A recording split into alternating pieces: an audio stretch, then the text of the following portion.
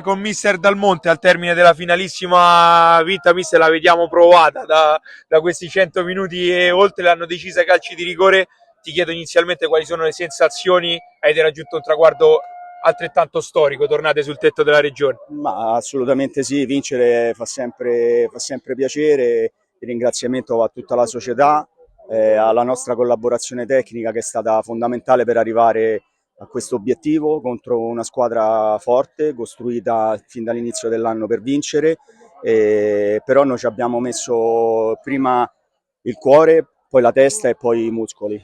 Mister, sei stato un po' il collante di questo gruppo tra le due guide tecniche, e quanto è stato importante tenere il rapporto con i ragazzi, e se ti senti, che figura importante sei stata all'interno di questo gruppo. Credo, insomma, è stato all'inizio non facile, indubbiamente, lo posso dire, però ho cercato di mantenere i nervi saldi, la calma, avevo la fiducia dietro comunque della società.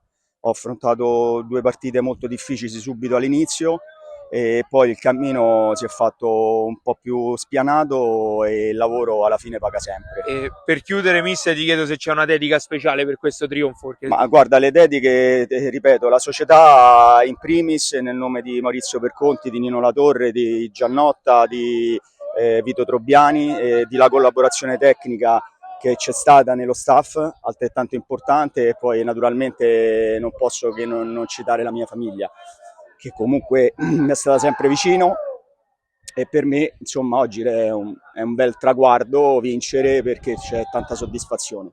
Grazie, mister. Grazie a te.